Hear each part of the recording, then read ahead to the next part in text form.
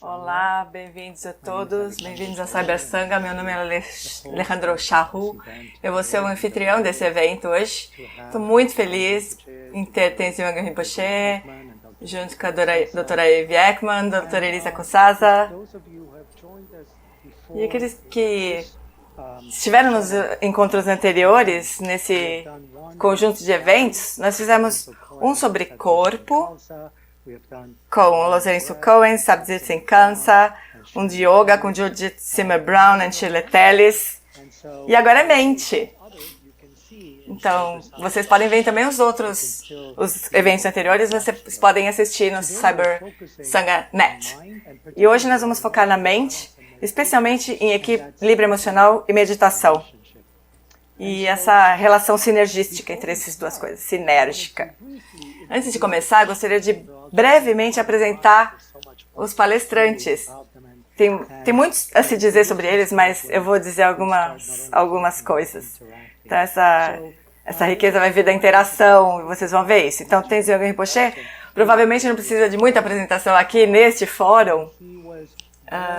E ele nasceu na Índia, de pais tibetanos, e estudou na Índia, então, no monastério de Menri. E ele se graduou em 1986, ele foi para o Tibete, e daí veio para o Ocidente. E nós nos beneficiamos muito da presença dele no Ocidente, por mais de 30 anos agora. Nós temos muita sorte de sermos alunos de Tenzin Wangyal Rinpoche. Por mais de 30 anos, eu sou aluno dele por mais de 30 anos. Então, uma das coisas que ele trouxe que criou essa Cyber Sangha, que é essa plataforma que aconteceu muito antes da Covid, era a visão dele. Ele já tinha essa visão na necessidade de se conectar com as pessoas em todos os lugares. Porque mesmo que ele viaje para todos os 35 centros em todo o mundo antes de Covid, ele ainda assim queria alcançar muitas outras pessoas. E por meio desses vários eventos, ele realmente faz isso há muito tempo e isso é muito maravilhoso. Então é uma honra estarmos hoje nessa plataforma com ele. E junto com ele hoje nós temos a doutora Eve Ekman, que é PhD e mestre em serviço social. Ela é fellow da Universidade da Califórnia, do Greater Good Science of Center. Ela é diretora do programa Cultivating Emotional Balance. Ela é voluntária na Universidade de São Francisco. E ela é um ser humano incrível, maravilhoso, é uma praticante maravilhosa. Estou muito feliz de ter você aqui hoje, Eve. Obrigada. A Elisa também está nos encontrando conosco aqui de São Paulo, no Brasil. A Elisa também é PhD na área e pesquisadora na área de neurociência. E eu conheci a Elisa há muito tempo já, nas minhas viagens para o Brasil, mas também por conta do trabalho de pesquisa, especialmente com os sons tibetanos, com a pesquisa nos sons tibetanos. Então, nós dois queríamos entender, então nós trabalhamos junto com o Hospital Albert Einstein no Brasil, onde ela é professora, e ela também, agora, ela é presidente da Tibet House no Brasil. Então, é uma honra ter você aqui, Elisa. Seja muito bem-vinda. Muito obrigada. Então, para começarmos, eu gostaria primeiro de passar o microfone, vamos dizer assim, para o Rinpoche, para ele nos dizer um pouco mais sobre a Cyber Sangha como um todo, não apenas sobre a ideia da Cyber Sangha, mas todas as coisas que têm acontecido. Obrigado, Rinpoche. Muito obrigado, Alex, pela apresentação maravilhosa. E eu gostaria de dar as boas-vindas à doutora Eve Ekman e à doutora Elisa Kosaza aqui na nossa Cyber Sangha. E eu só queria dizer algumas palavras, porque essa série de conversas com cientistas é parte do que nós estamos tentando fazer durante esse ano todo, e as meditações mensais das luas cheias. Então, a cada lua cheia, nós meditamos durante 24 horas, é um evento de 24 horas sem interrupção, ininterruptamente. E muitos grupos de todos os lugares do mundo sustentam essa prática durante as 24 horas. E nós começamos em 2021, começamos com o corpo. Então, basicamente, é o que nós temos, é o corpo, nós temos a nossa fala, nós temos a nossa mente. E corpo, fala e mente é o que nos constrói como seres humanos, é o que nós somos. E essas três coisas são o que nós chamamos de portas, as três portas, Gosum. Então, ou elas se tornam entrada para nós, para um desenvolvimento mais elevado, autorrealização, ou, muito frequentemente, elas também se tornam saídas, portas de saída. Nós nos desconectamos dessas qualidades mais elevadas e isso se torna mais destrutivo. Então, nós temos focado nessas três áreas e esse mês, então, esse é o começo do mês para nós estamos começando esse mês da mente. Então, toda vez que nós falamos sobre mente, toda vez que nós temos alguma sessão sobre isso, nós convidamos cientistas sobre esse tema, então nós começamos a prática, então isso é parte desse mês de práticas. Então, eu gostaria que todos soubessem que vocês podem entrar no site sabersanga.net e também vocês podem ver as conversas anteriores com cientistas que nós tivemos sobre corpo e fala e agora mente. Eu vou pedir para a Mariela colocar aqui no chat, a gente pode informar também depois. Então é isso. Eu não quero tomar muito tempo, eu quero passar de novo a palavra para o Alex. Muito obrigada, Rinpoche. Então, deixa eu agradecer também as pessoas que estão ajudando a fazer isso acontecer. Então, a Mariela no chat, mas também a Polly, que organiza todos os eventos, organiza tudo. E hoje conosco nós temos também o Daniel e o Milos. Então, deixa eu perguntar para a Yves primeiro. Yves, de novo, seja muito bem-vindo ao nosso fórum. Eu queria começar com essa pergunta. Como é que você entrou nesse trabalho que você faz hoje? Como é que tudo começou?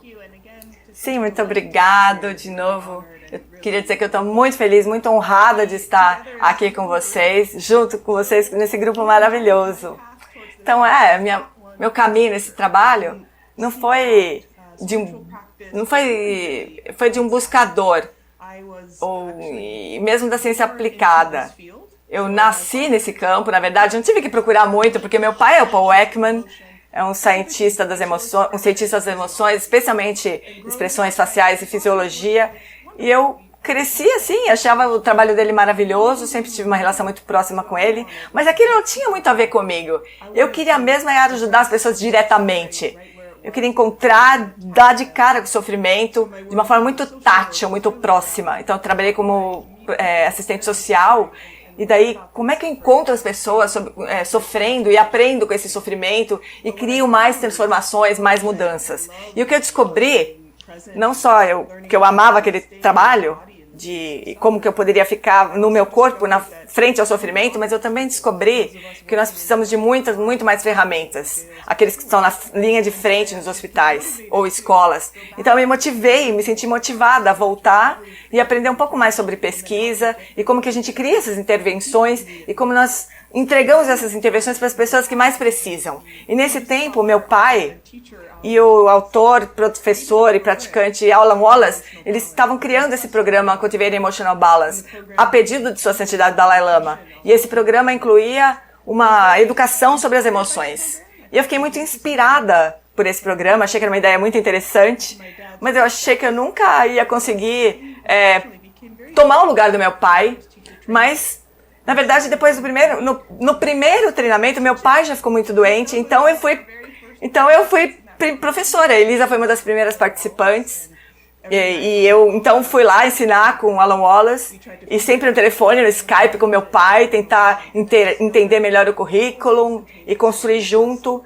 E eu descobri instantaneamente que era isso que eu estava procurando. Era aquilo que eu queria, era aquilo que traduzia a educação sobre as emoções e sobre a compaixão para ajudar as pessoas. Então, aqui estou eu. Muito obrigada, estamos muito felizes de você ter tomado esse caminho. Elisa, você pode dizer um pouco sobre o seu caminho, então, como que isso aconteceu, talvez como isso se conectou com que a Eve também, como é que tudo isso se conectou? Bom, eu tenho um background japonês, então eu sou professora, sou praticante de Aikido e de artes marciais. Então eu pratico Aikido há muito tempo. E eu comecei a sentir meu corpo e comecei a praticar meditações curtas, né? Daí, quando eu era adolescente, eu comecei a praticar meditação sozinha mesmo. E eu ia a alguns centros budistas, tentar aprender um pouco mais. E eu pensei, bom, se isso funcionar para mim, talvez possa funcionar para outras pessoas também, né? Então, quando eu terminei minha graduação em biologia, eu fiz um mestrado em psicobiologia e PhD em psicobiologia. E eu comecei, então, a estudar os efeitos da meditação sobre a ansiedade e a depressão, sintomas de ansiedade e depressão. Então, eu comecei essa minha carreira científica. Eu sempre pensei sobre ter algum tipo de fazer parte de algum programa de meditação. E era algo que eu estava desejando. Eu queria aprender de alguém que fosse realmente tivesse uma experiência profunda, um conhecimento profundo sobre esse tema da meditação. Então, quando eu soube que o Alan Wallace e o Paul Ekman, e depois disso a Eve Ekman, começaram esse programa, Cultivate Emotional Balance, e o treinamento de professores, eu fui para esse primeiro treinamento de professores em 2010. E foi a minha primeira experiência com a Eve. Eu conheci a Eve lá. E depois disso, nós tivemos a oportunidade de conversar e nós descobrimos muitas coisas em comum. Como, por exemplo, surf. Nós duas amamos surfar. Foi assim. Muito bom, muito obrigado. Sim, isso é maravilhoso também, não é? Também é um outro aspecto dessa questão do corpo, respiração e mente. Não é só, quando a gente pensa em mente, não é só alguma coisa que está na cabeça, mas também quando a gente fala em emoções, etc. É uma mente com M maiúsculo, né? Talvez seja o coração, na verdade. Mas certamente surfar é uma outra forma de conexão. Então, eu gostaria de entrar nesse tema, de algumas vezes a gente chama de emoções, né? A gente fala sobre emoções destrutivas. Esse é um termo, Eve, que você, no seu trabalho, no trabalho do seu pai também, e do Alan, vocês... Esse termo, emoções destrutivas, você poderia nos dizer, falar um pouco sobre como esse termo chegou para vocês e como você vê isso hoje? Sim, eu fico muito feliz em falar sobre isso. Eu acho que é muito importante começar com a definição básica da emoção do ponto de vista psicológico e talvez refletir sobre as diferenças com respeito à psicologia budista. Realmente, as duas abordagens são muito importantes e interessantes e os dois nos dão perspectivas diferentes desse fenômeno. Então, a emoção, como todos nós sabemos, muitos de nós sabemos, são fundamentais para a vida. Elas estão por trás das decisões que a gente toma, elas que nos movem. A gente se aproxima de quem nós nos preocupamos e as emoções também podem levar muito sofrimento, como autocrítica, vergonha. Ai, não acredito que eu vi isso, não acredito que eu fiz isso. Não me conformo de não ter dito isso. Então, as emoções são fundamentais sobre como nós nos relacionamos com o mundo e com nós mesmos também. Então, como você estava dizendo, as emoções não são simplesmente da cabeça para cima. As emoções envolvem o corpo todo e elas realmente estão implicadas no nosso sistema nervoso autônomo. E as emoções não só dão expressões faciais diferentes, mas também um comportamento, oi, tudo bem? Que é diferente de falar, oi, que bom te ver. Então, a voz, o tom de voz, a expressão facial, tem muitas coisas implicadas em como você se relaciona com os outros. Então, a gente vê que a emoção tem esse papel na comunicação. Mas cada uma dessas emoções também tem uma assinatura fisiológica. Então, os nossos corpos respondem a oportunidades e desafios no mundo. Então, quando nós pensamos sobre emoções que são construtivas ou destrutivas, frequentemente a gente chama emoções agradáveis ou desagradáveis, negativas ou positivas. Mas quando a gente usa esses termos, nós estamos realmente descrevendo como nós sentimos. Nós sabemos que nós sentimos que é desagradável sentir ciúme, que é desagradável sentir raiva, se nós prestarmos atenção. Quando nós sentimos orgulho, quando nós sentimos alívio, isso é agradável, é muito bom sentir isso. Então tem essas nuances que eu acho que são importantes e são o fruto da ciência contemplativa. O fruto dos encontros de muitos cientistas da tradição ocidental com sua santidade Dalai Lama. Tem muitas nuances, tem uma compreensão muito mais profunda de que uma coisa é boa ou ruim, ou que é boa quando se sente bom, que é bom ou ruim quando se sente que é ruim. A emoção tem uma energia, e essa energia pode ser usada de formas muito úteis, que promovem o próprio bem-estar ou o bem-estar coletivo. Ou a emoção pode se tornar também, quando ela é destrutiva, mas tem esse elemento de delusão, quando a gente realmente se sente separada e esquece dos outros. Elas podem se tornar destrutivas e perigosas. Então, do ponto de vista ocidental, nós olhamos essa ação. É a forma como eu ajo com emoção de uma forma útil com os outros, quando eu estou com raiva e saio na rua e faço protestos e promovo mudanças, ou quando eu pego essa mesma emoção e fico me batendo, me sofrendo. Então, tem uma diferença entre o que é destrutivo e construtivo. Então, do ponto de vista contemplativo, não é só a forma como a gente age, mas a essência da nossa mente. Será que a gente pode identificar naquele momento em que nós começamos a se perturbar?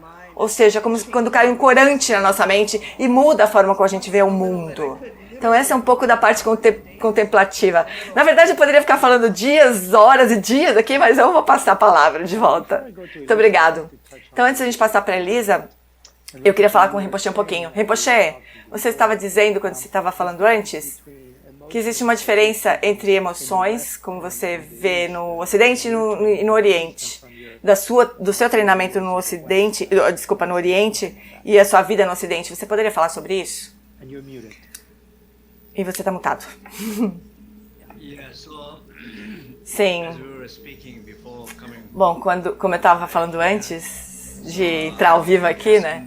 Eu estava falando com vocês que eu acho que ter crescido num monastério toda a minha vida, ter passado a minha vida no monastério como parte do meu treinamento, nós sempre falamos sobre o que nós falamos, emoções negativas e que são aflições, são algo que nós precisamos nos livrar para podermos atingir a liberação, a iluminação. Então, essa base, essa fundação é a visão geral e nós falamos assim, dessa maneira. E daí é assim que a gente aprende, né? Eu cresci assim, aprendendo dessa forma. Mas não existia muita ênfase, ou ênfase suficiente sobre, bom, esses 5 venenos também são bons, essas emoções também são boas. Claro que nos ensinamentos tântricos, nós dizemos que nós precisamos transformar esses venenos em remédio, em positivo. Mas de alguma forma a emoção em si, ela tem esse caráter um pouco negativo, é assim que a gente vê, que eu via na minha formação. Mas eu acho que é bom a gente olhar, então, como a Eve estava dizendo, que essas emoções, como nós utilizamos essas emoções, elas podem se tornar construtivas ou destrutivas, porque as emoções são parte da vida humana. É absolutamente uma parte necessária da nossa vida, nós precisamos delas para fazer qualquer coisa, para os relacionamentos, para realizar as coisas, para confiar. Então, até mesmo para a realização, quando nós vamos para um retiro, da forma como nós meditamos, nós precisamos das emoções para isso, elas são uma parte completamente necessária. Mas no Ocidente, às vezes, eu acho que talvez existe muito apego à questão das emoções, né? Então, do ponto de vista último, as emoções precisam ser transformadas em... Nós precisamos ser livres com respeito às emoções. Então, acho que isso é um pouco da conversa. Eu não estou dizendo que uma coisa é melhor que a outra, mas estou dizendo que as duas têm benefícios iguais, são visões diferentes, e ambas as visões podem trazer benefício, e nós precisamos sempre aprender como, em determinado momento da nossa vida, como é que a gente pode lidar melhor com as emoções. Obrigado, Rinpoche. Elisa, você mencionou que você veio desse background japonês. Você veio dessa cultura quando você era criança e você precisou achar uma forma de se acalmar porque você era agitada quando era criança. Então, em termos de práticas, como é que essas práticas em relação ao equilíbrio emocional, como é que você vê isso? Queria que você falasse sobre isso de uma forma pessoal ou talvez como que você conecta isso com as pesquisas então que você faz. Então, para fazer uma conexão com o que o Rinpoche estava dizendo, é que geralmente na cultura ocidental, nós às vezes, na cultura oriental, a gente negligencia as emoções no Oriente. Nós tentamos suprimir as emoções, especialmente na cultura japonesa. Não é algo bom expressar as emoções, se expressar. E nesse contexto cultural. Então é algo que eu aprendi pela minha experiência, e claro, lendo livros e artigos científicos, que tem alguma coisa muito destrutiva sobre as emoções, é não ter consciência das emoções, ou negligenciar as emoções, ou suprimir as emoções. Isso é muito destrutivo. Então isso é algo que eu vejo que as organizações, as empresas, elas estão começando a falar sobre isso.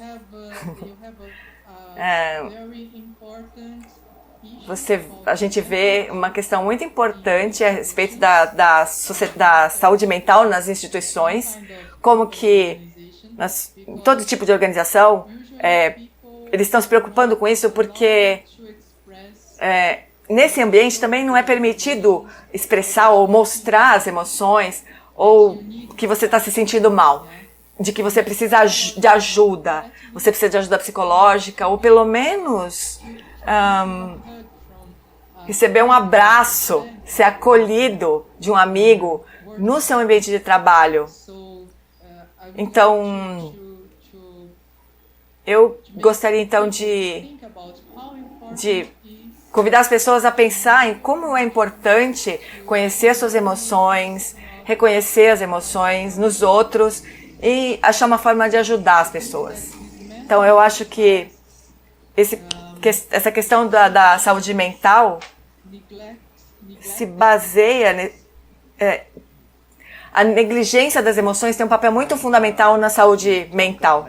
Muito obrigada. Então, quando você estava falando sobre saúde mental, é claro que durante a Covid-19, tudo isso parece ter explodido realmente de alguma forma, ou pelo menos explodiu na nossa cara, como você disse.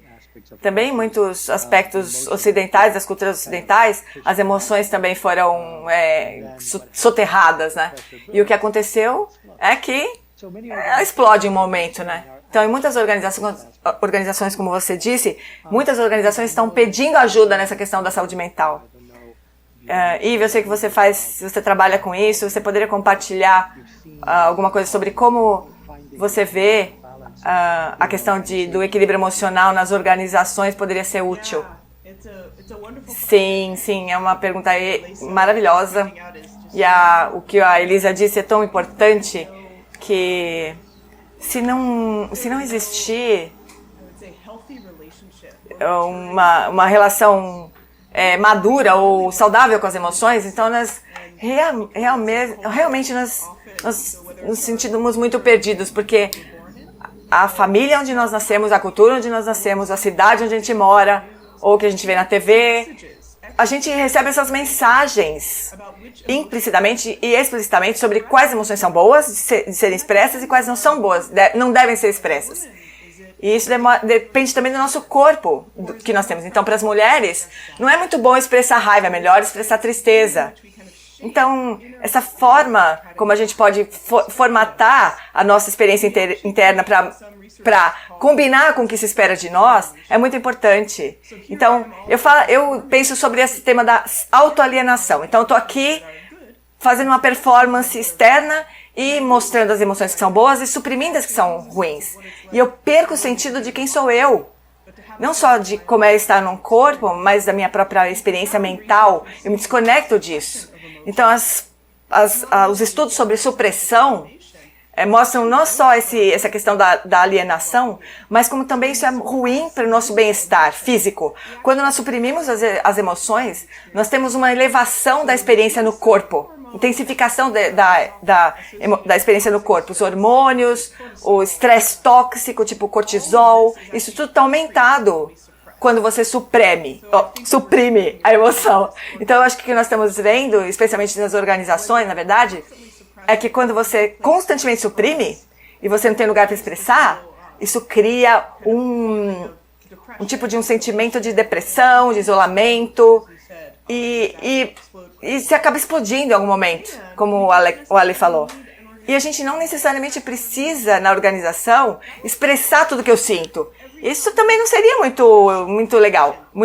Toda vez que eu estou frustrada, eu quero mostrar. Toda vez que eu estou ansiosa, eu quero mostrar a minha ansiedade. Isso também não é muito útil. Não que a gente está sugerindo que todo mundo deve se abrir completamente. Tem como a gente estava discutindo, tem essa consciência, o tema da consciência. E as pessoas estão sempre tão insatisfeitas com as respostas.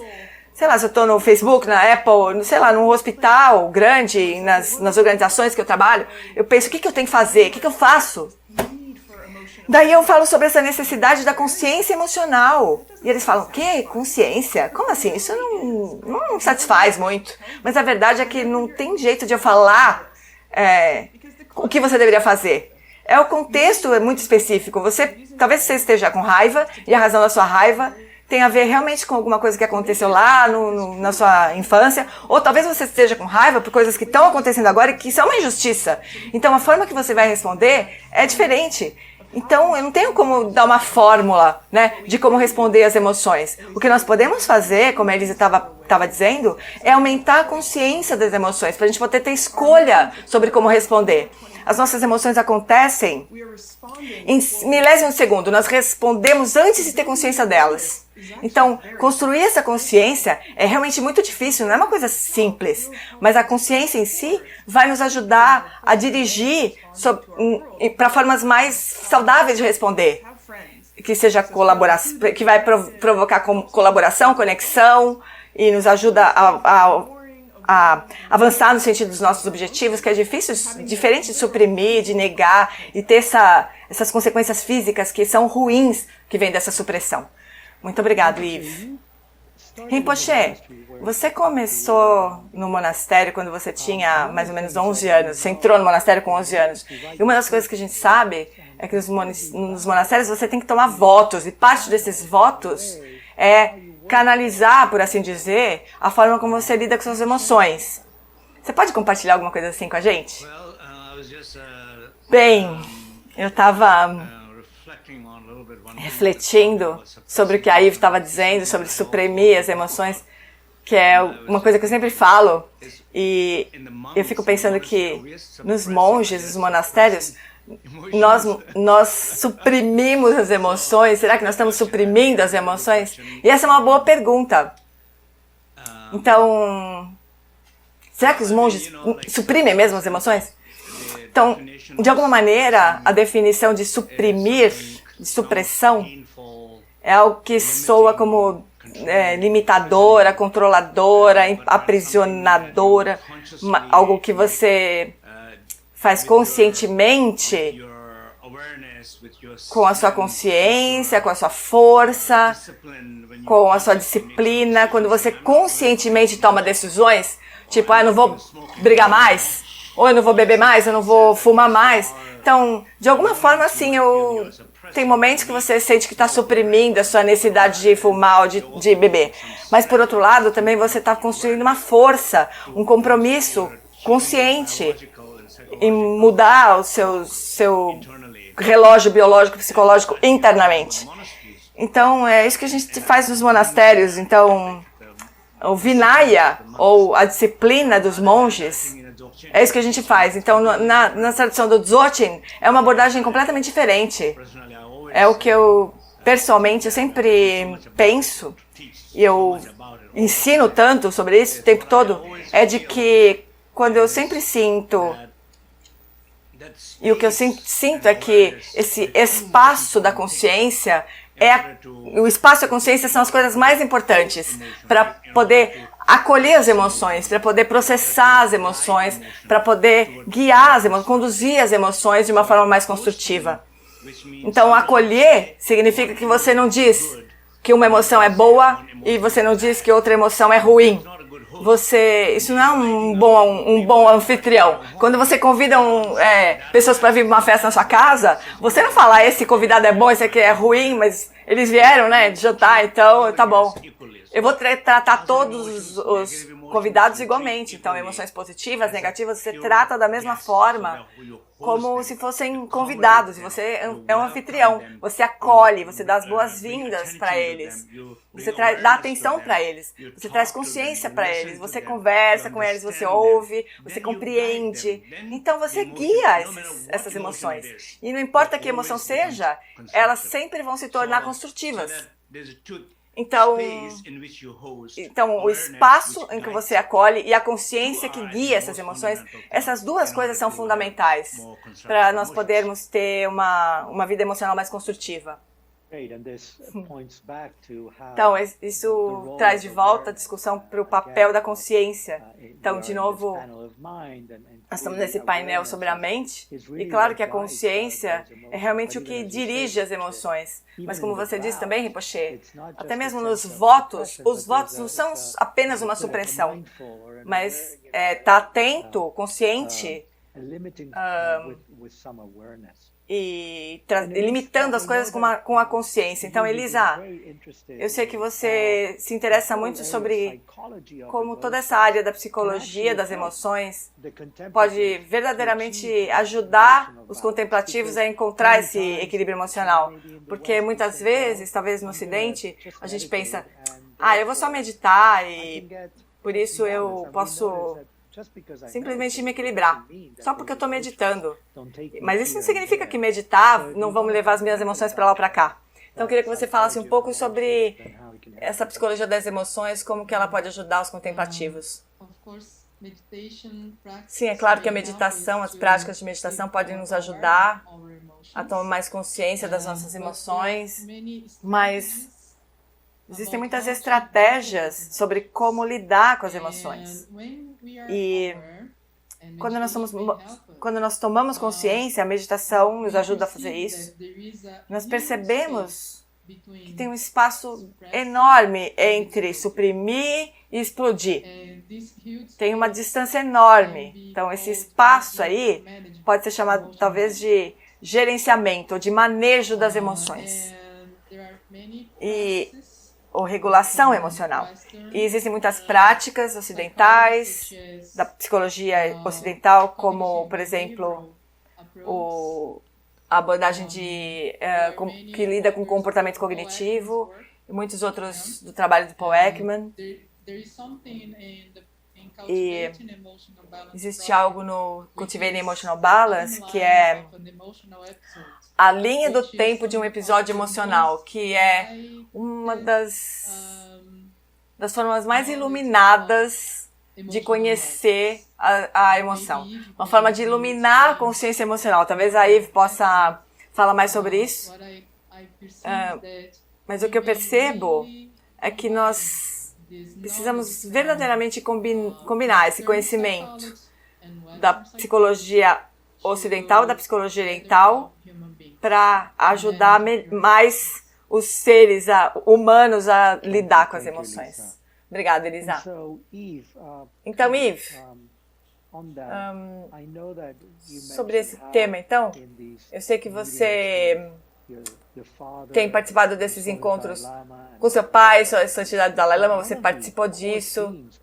E um dos temas mais importantes disso é como que nós podemos desafiar, ou lidar com as energias dessas emoções difíceis e como isso pode se transformar num comportamento construtivo ou não.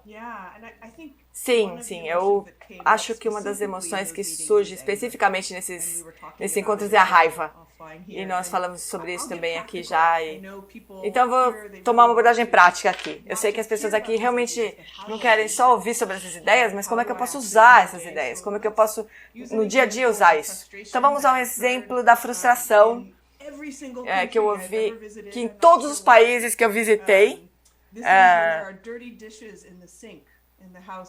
quando tem louça suja na sua pia.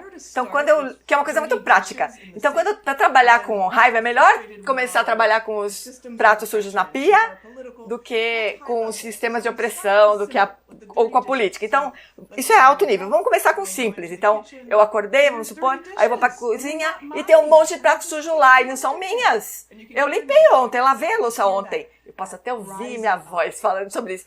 Essa voz começa a aumentar, começa a ficar mais alta. Então, o que a gente faz é criar essa granularidade, essa especificidade. A gente precisa criar isso. Então, quando a gente se aplica a atenção plena aos fenômenos, nós começamos a perceber por todos os sentidos o que está acontecendo. Então, quando eu penso nessas louças sujas, eu vejo que toda a minha frustração está aqui no meu rosto, talvez na minha mandíbula, talvez no meu peito.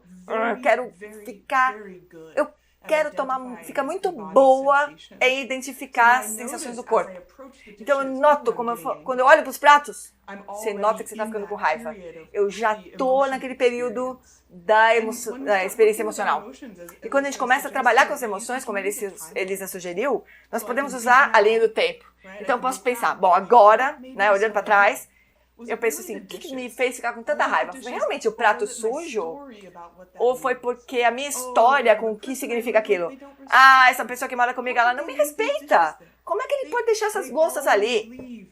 Ele sempre deixa a louça suja. E aí a gente começa a ver que as emoções não são só com o que está acontecendo no mundo, mas tem a ver com a nossa história, com o nosso script, com a nossa história. E nós podemos ficar olhando para isso por décadas, por a nossa vida inteira, aprendendo sobre as nossas histórias, sobre como nós projetamos as coisas no mundo, como nós avaliamos o mundo. Então, o que é ótimo, que maravilhoso aqui, que a ciência moderna, ela é capaz de perceber um pouco desse momento em que nós estamos construindo essa história. Mas a prática contemplativa, que tem milhares de anos, nos ajuda a puxar essa parte do que é percepção. Como é que eu me identifico nesse instante, em vez de eu lavar a louça, tem a raiva. E eu ajo com a base dessa raiva. Com a pessoa com quem eu moro, que depois eu me arrependo. Eu moro com essa pessoa e eu ajo de uma forma com raiva. Você é o meu problema. E aqui nós vemos de novo essa semente de como que as emoções destrutivas surgem. Então, ela pode nos levar durante todo o dia. Eu vejo essa louça suja, daí eu vou participar de um evento como esse aqui, em vez de eu estar aberto, eu tô com raiva ainda. Eu tô brava por causa dos pratos sujos. Então, as nossas emoções fazem com que a gente entenda o que está por baixo e também como a gente pode soltar tudo isso. Então, quando eu penso na sua santidade do Dalai Lama, eu não penso em alguém que não tem emoções. Ele tem muitas emoções, muito fortes, e você pode ver isso, mas ele não agarra essas emoções. Ele não fica frustrado e daí continua frustrado por muitos dias ou horas depois. Então, as nossas emoções, de um ponto de vista fisiológico, elas duram 1 minuto, talvez 2, do ponto de vista fisiológico, mas a maioria de nós acha que a nossa emoção tem muita história e dura o dia inteiro, mas a nossa mente fica redisparando durante todo o dia. Fora no background, aqui no fundo da mente, a gente ainda está pensando no maldito do prato sujo. Então esse é um exemplo simples, mas eu acho que pode ajudar, pode ser útil. Maravilhoso. Esse é um grande exemplo, muito obrigado. E de novo, esse agarrar, né? Esse segurar as emoções na tradição tibetana budista. Esse é um dos maiores apegos, é a fixação, né? Uma das emoções mais destrutivas, se a gente poderia dizer, se a gente pode dizer assim, é o apego. Então Rinpoche também falou muito, escreveu também sobre isso. Então, particularmente, como que a gente constrói as histórias e como que a gente fica depois preso nessas histórias. E como a Ivy estava dizendo, mesmo que fisiologicamente essa emoção possa durar 1 ou 2 minutos, parece que não. Parece que para alguns de nós, parece que a gente fica nessa história a vida inteira, às vezes, né? Então, você poderia falar sobre isso, Rinpoche? Sim, então. Então, muito obrigada, If. Eu acho que é uma história maravilhosa. Eu definitivamente sei exatamente o que você está falando. Essa coisa de lavar louça, eu entendo. E a minha história pessoal sobre louça é o seguinte, eu sou o chefe de família aqui, tenho uma esposa e um filho adolescente. Então, claro que a minha esposa costuma cuidar de tudo o tempo todo. Eu tento, durante a pandemia também tento ajudá-la, mas a minha relação com a louça é de uma forma, não é que eu realmente gosto de lavar louça, mas eu não ligo de lavar louça. Tudo bem pra mim, porque pra mim, eu tô ajudando alguém. Eu sei que a minha esposa vai ficar feliz, eu sei que o meu filho vai ficar feliz. Então, é como se fosse minha atenção tá na felicidade de alguém. Então, eu também não ligo. Então, eu acabo até gostando de lavar prato. Então, dizendo isso de uma forma prática, do ponto de vista prático do que você estava dizendo, nós temos o prato, nós temos o lavar o prato, e nós temos a história de lavar prato, e nós temos também, você estava falando, a percepção. E nós temos a percepção do que cria a história. Então, isso é uma parte muito importante da história. É que não tem muito a ver só com a história. Tem a ver com aquele que está criando a história, que é a percepção de eu, que eu chamo de identidade de dor, a percepção que a gente tem de nós mesmos. Então, eu que não sou respeitada. Eu que não sou respeitado. Eu que tenho que ensinar meu filho adolescente como lavar louça. Eu que tenho que... Eles deixaram isso para eu lavar. Eu que tenho que fazer. Então, essa percepção desse eu tem um papel muito importante em como que a gente cria as histórias, curtas ou compridas, intensas ou não, e assim por diante. Então eu acho que, no fim das contas, provavelmente na ciência do cérebro, quando as pessoas falam sobre sobre a percepção da altura de uma montanha, quando você tem uma mochila pesada, né, parece que a altura da montanha aumenta. Quando você solta a mochila, parece que a altura da montanha diminui. Então a percepção da altura da montanha muda conforme o peso da sua mochila. E é isso que os cientistas estão falando, né, sobre isso. Então quando eles falam sobre isso, eu falo, não é a mochila, mas é o quanto você acha que a mochila pesa. É a percepção do eu. Quem que tem uma relação ruim com a mochila? A mochila não é problema, é eu que tenho problema com a mochila, com o peso, com a montanha. Sempre é uma questão, esse eu. Então é isso que a gente fala, né? De autoconsciência, do consciência do eu. Muito obrigado, Rinpoche. Elisa, estava pensando se você poderia... Qual seria o seu exemplo de louça suja que você poderia trazer aqui? Que você gostaria de compartilhar com a gente? Ah, sim. Rinpoche estava falando sobre essa história, né? Estava lembrando que no fim do retiro de meditação, eu vi o Guruji varrendo a sala, né? Então eu perguntei para ele, Guruji, tem um empregado que faz tudo isso, né? Que depois dos ensinamentos, do retiro, você não precisa fazer isso. E aí ele perguntou, bom, eu tenho tempo para fazer isso.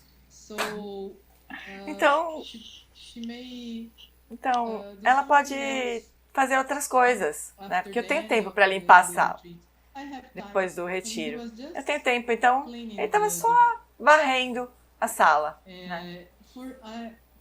E eu acho que Isso aconteceu mais ou menos 25 anos atrás, mas eu lembro disso, sabe? Porque aquilo foi uma lição muito importante para mim.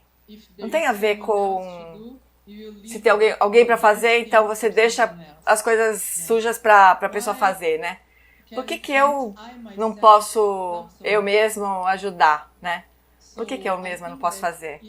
Então eu acho que se nós começamos a pensar sobre os benefícios das nossas ações, nós vamos mudar a forma como nós vemos o mundo.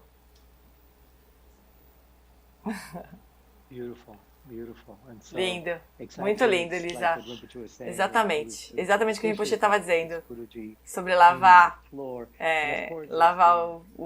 a louça e sobre o Guruji limpando a sala. Então tem muitos exemplos das tradições sobre limpar o chão ou lavar a louça. Você também está lavando ou varrendo a sua própria mente, né?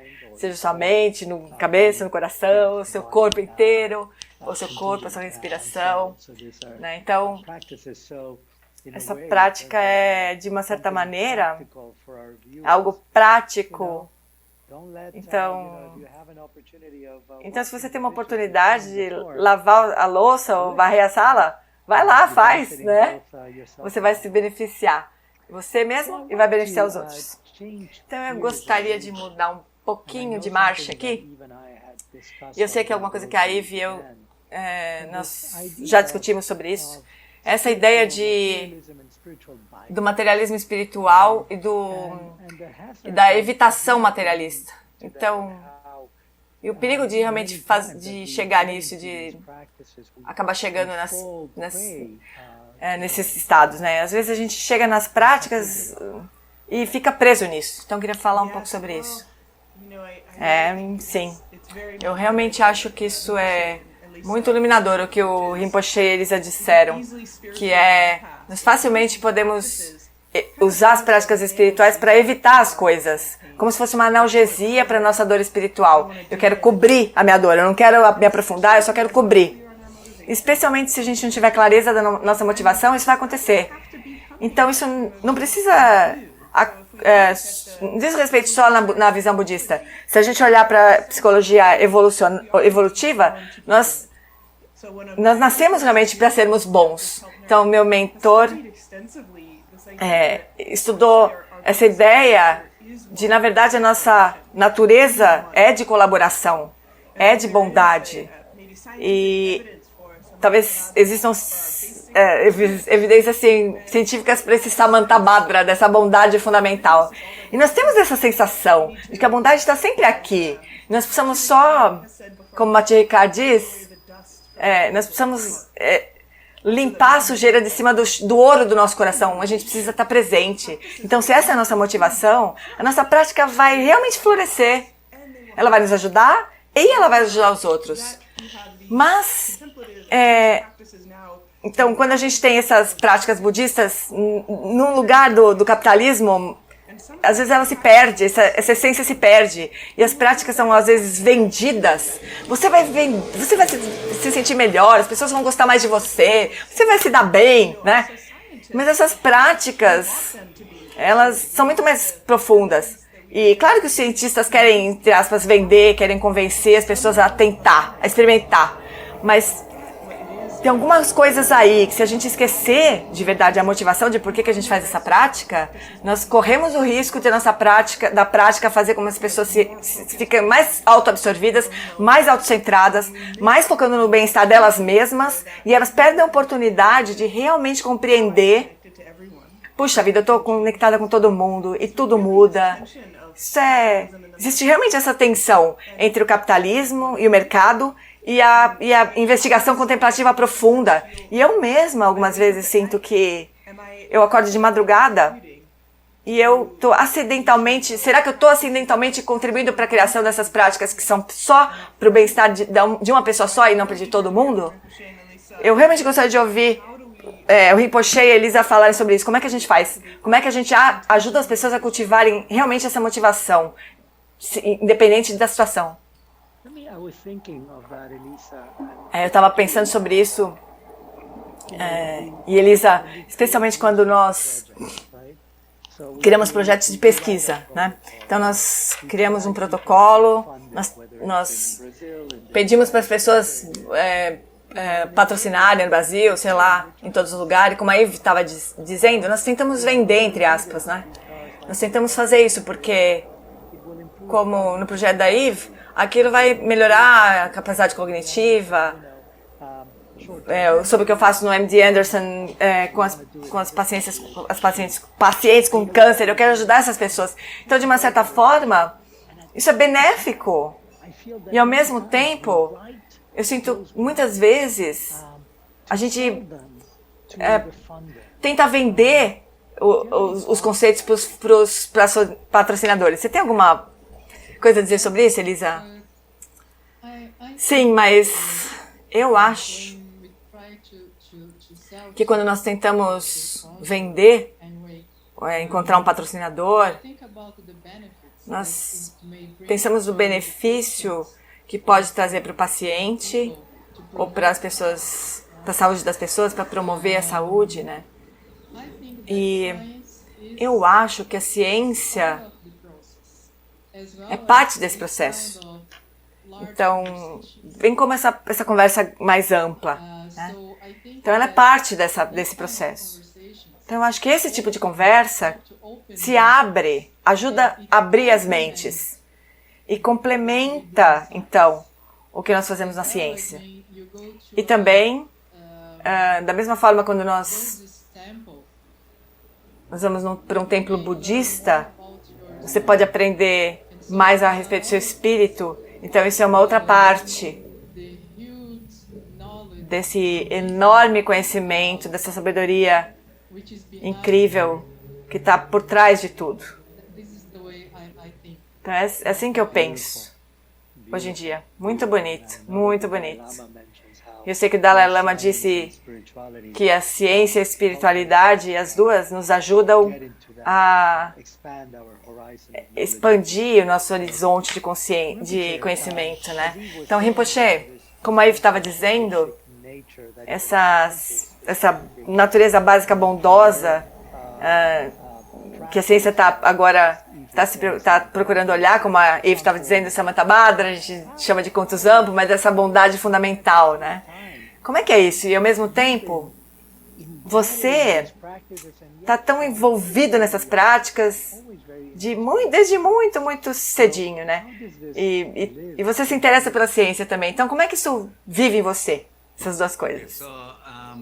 Então, eu acho que a pergunta original é a questão do materialismo espiritual. Então, eu acho que eu vou falar um pouco sobre isso. Então, por exemplo, eu acho que nós temos um corpo, né? E nós temos o nosso coração, as emoções, o aspecto mais elevado de nós mesmos. Você não pode ignorar o seu corpo, dizendo, eu estou cultivando meu coração, minha mente, estou cultivando a compaixão, e daí ignorar o corpo. Você não pode fazer isso. Quer dizer, você pode, né? As pessoas às vezes fazem isso, mas eu não acho que é uma boa ideia, né, fazer isso. Então, porque então as pessoas... as pessoas vão ficar doentes, né? Isso acontece o tempo todo. Por outro lado, você também não pode fazer o que tipicamente no Ocidente se faz, como na Califórnia, por exemplo, os centros de yoga, que são super fitness e músculo e performance. Você olha no espelho o tempo inteiro tentando se olhar, mas você olha para os músculos, né? Você não vê você mesmo, assim. Então, você não pode ir para esse extremo também.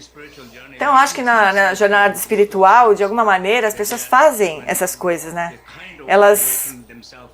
Elas procuram despertar e seguir um caminho de forma mais profunda, no desenvolvimento espiritual, pessoal. Elas buscam alguma religião, alguma tradição, etc. Então, de alguma maneira, elas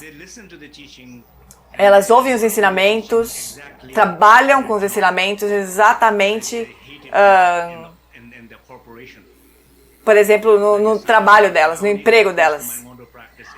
Elas fazem a prática espiritual como se fosse um trabalho. Então, você termina a prática de Nondro, você faz aquela prática porque precisa fazer e isso não dá certo. Você acaba dando errado. Então, de alguma maneira, por outro lado, quando as pessoas têm questões profundas emocionais, por exemplo, medo, a raiva, ou você tem medo de perder alguém, isso é uma coisa real. Então, se você está com raiva de alguém que não está atendendo às suas expectativas, é uma emoção real. Então, para estar com aquela pessoa bem, de uma forma saudável, íntima, numa boa relação, você precisa reconhecer tanto a raiva quanto o medo, por exemplo. E o que é reconhecer? Reconhecer não significa ignorar.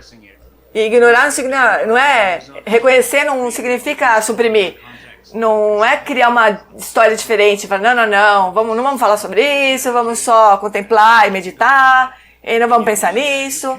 Quando você faz isso, você pode fazer também, mas quando você faz isso, você não está, na verdade, reconhecendo. Você não está sentindo, na verdade. Ela precisa ser sentida. Precisa ser experienciada, expressada. Numa relação boa, as pessoas precisam ser capazes de expressar um com o outro as frustrações. Isso é um bom amigo, isso é uma boa relação. Quando tudo está coberto, quando tudo é suprimido, quando você cria uma história diferente, dá nomes diferentes, então não tem conexão. Então eu acho que essa noção de... Quer dizer, como a Elisa disse, no Oriente, na nossa cultura, a gente sabe, a gente conhece essa parte. A gente não reconhece e aborda direito as nossas emoções. E no Ocidente, porque nós não fazemos isso, né? No Ocidente a gente acaba achando que eles falam sobre isso muito demais. Então, as pessoas passam 15, 20 anos em terapia para tratar de uma coisa. Imagina as 84 mil aflições do budismo, elas não têm chance nenhuma. Então, de alguma maneira, eu acho que a gente precisa de um equilíbrio. Não evitar e não materializar, né? Isso que eu acho. Maravilhoso, Rinpoche. E é exatamente isso que a gente estava falando, né? Sobre essa relação sinérgica entre a meditação e as emoções. E as práticas contemplativas e o equilíbrio emocional. Bem, eu sei que nós chegamos no final, então eu gostaria de voltar um pouquinho a cada um de vocês e ver se tem alguma coisa ou outra que vocês gostariam de dizer e vocês não disseram e que vocês gostariam de dizer. Então, Yves, alguma coisa que você gostaria de trazer que você ainda não teve chance? Ai, tem tantas ideias novas aqui. Eu acho que poderia ser interessante falar, compartilhar um pouco sobre como eu mesma aprendi com o Rinpoche recentemente nessas práticas do Rinpoche, que você sempre destaca, quais são os recursos que nós temos para lidar com as emoções, né? Então, eu descrevi a linha do tempo que está no Atlas das Emoções, que está livre, vocês podem acessar, que foi oferecido pela Sua Santidade Dalai Lama. Então, essa coisa que o Rinpoche mencionou sobre como a gente lida com o corpo de dor, com a identidade de dor. Então, a gente, de alguma maneira, a gente se sente necessária, sente uma urgência de se conectar com os outros, né? Então, para mim, a prática que você faz de se conectar com os elementos, para mim foi muito, muito precioso. Então, a pandemia, né, ela trouxe muitos desafios e a gente ficou em casa, mas isso que você ensina, Rinpoche, sobre realmente ficar em casa e se realizar e se conectar com os elementos e cuidados do planeta, isso para mim foi muito importante. Então é algo que eu queria compartilhar e dizer que eu aprecio muito o Rinpoche. Muito obrigada, Yves. Elisa. Está mutado. Eu acho que depois de um episódio de emoção destrutiva, tem uma pergunta importante de ser feita aqui.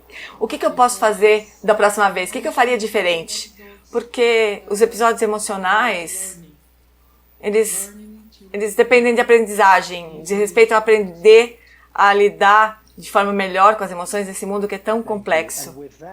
Obrigada, Elisa. Então, com isso, na verdade, eu tenho uma pergunta para o Rinpoche, que chegou na hora certa, que chegou do chat, e é: como é que essas práticas de meditação podem nos ajudar a nos conectar com o espaço e com a consciência? E como que dessa maneira nós podemos experienciar as emoções de formas diferentes? Obrigado. Pergunta maravilhosa. Então, eu vou fazer uma ligação com o que a Elisa falou, que é sempre como que eu vou fazer melhor da próxima vez? Ou talvez, como é que eu sempre faço errado toda vez, né? Eu planejo fazer a coisa certa, mas eu sempre acabo fazendo a coisa errada. Sempre, do jeito que eu fiz antes. Então, eu acho que é uma questão muito importante, que está relacionada com a pergunta que o Alejandro fez. E quando o Ali estava falando o que falta dizer, o que você gostaria de dizer, eu sempre, todo tipo de conversa que a gente tem desse tipo, e chega esse momento, eu sempre acho que não tem nada mais para dizer, né? Que é sempre a mesma coisa, a gente sempre diz mais a mesma coisa. E diz respeito a espaço e consciência, isso é o que importa. Nunca tem nada diferente disso, é sempre espaço e consciência. Então, o diferente é a ação, mas a fundação é sempre a mesma.